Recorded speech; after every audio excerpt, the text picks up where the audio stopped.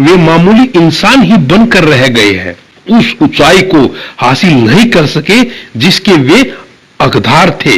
यानी वो अपने रिश्ते कायम रखने के लिए काश मैंने अपने को खुश रखा होता। जी हाँ दोस्तों, आश्चर्यजनक तौर पर यह अफसोस लगभग सब में दिखा। कई अंत तक यह नहीं समझ सके कि खुशी। दोस्तों, जिंदगी जाने लगी तो आया जीने का सलीका। जी हाँ दोस्तों, जब व्यक्ति अपनी मौत के नजदीक होता है, यानी अपने जीवन के आखिरी पड़ाव पर होता है, तो उसे अपने जिए हुए जीवन के बारे में वो बातें याद आती है जो उसे करनी चाहिए थी और जो नहीं करनी चाहिए थी। उसी के विषय में आज की ये वीडियो है दोस्तों। इस वीडियो को लास्ट तक देखना और आपके अपने चैनल को सब्सक्राइब अवश्य करना दोस्तों।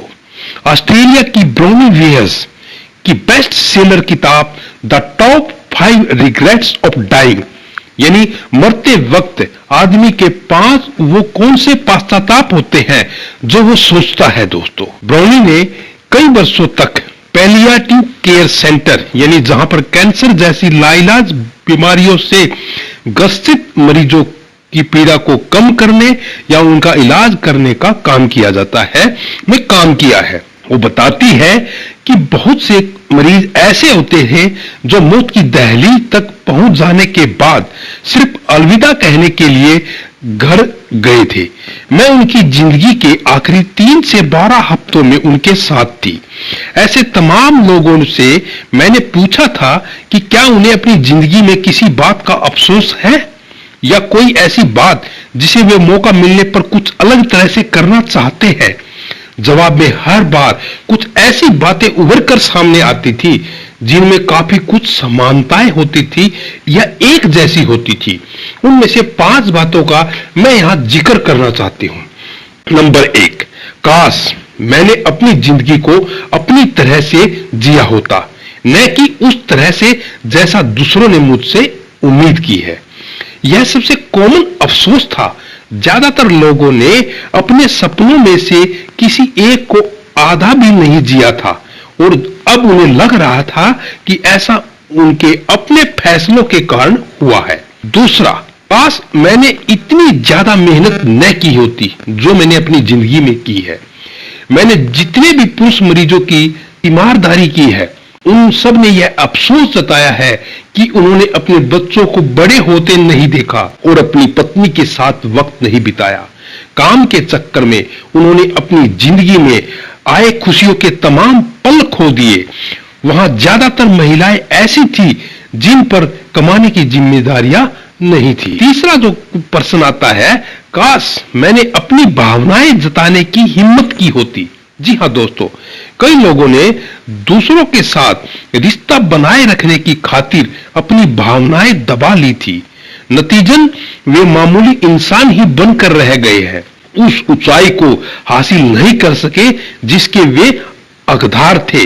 यानी वो अपने रिश्ते कायम रखने के लिए अपनी भावनाओं को या दब के वो रहना पड़ा उन लोगों को दोस्तों। चौथा, काश मैंने अपने दोस्तों से संपर्क खत्म नहीं किया होता। जी हाँ दोस्तों, ज्यादातर मामलों में लोगों ने पुराने दोस्तों की अहमियत को तब तक महसूस नहीं किया जब तक मौत उनके बिल्कुल करीब आकर खड़ी नहीं हो गई। लेकिन इस मोड़ पर उनके लिए पुराने दोस्तों को खोज निकालना मुमकिन नहीं था। कई अपनी जिंदगियों में इतने मसरूफ थे कि उन्होंने अपने बेहद प्यारे दोस्तों को भी सालों तक खोज खबर नहीं ली। सबने मौत के वक्त अपने दोस्तों को मिस किया दोस्तों। 5वीं और लास्ट जो पश्चाताप था मरने वाले इंसान का था, काश मैंने अपने को खुश रखा होता। जी हाँ दोस्तों, आश्चर्यजनक तौर पर यह अफसोस लगभग सब में दिखा। कई अंत तक यह नहीं समझ सके कि खुशी हासिल करना दरअसल उनकी अपनी इच्छा पर निर्भर था। बदलाव के डर से उन्होंने खुद से यह झूठ बोला कि वे संतुष्ट हैं, जबकि अपने दिल की गहराइयों में वे एक बार फिर ढंग से हंसना और कुछ बेवकूफियां करना चाहते थे। जिंदगी एक चॉइस है, यह आपकी जिंदगी है। सावधानी से चुनिए, समझदारी से चुनिए, ईमानदारी से चुनिए और खुशी को चुनिए। और दोस्तों, खुश रहिए, नहीं तो आपको भी मौत के समय पश्चाताप करना पड़ेगा।